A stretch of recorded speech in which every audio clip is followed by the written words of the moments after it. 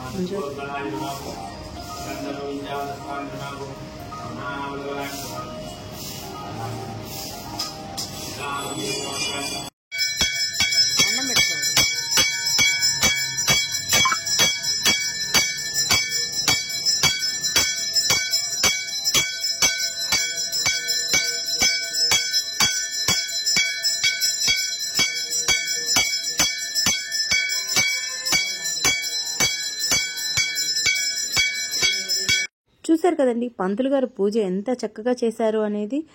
ఇంకా ఇంటికైతే వచ్చేసాము.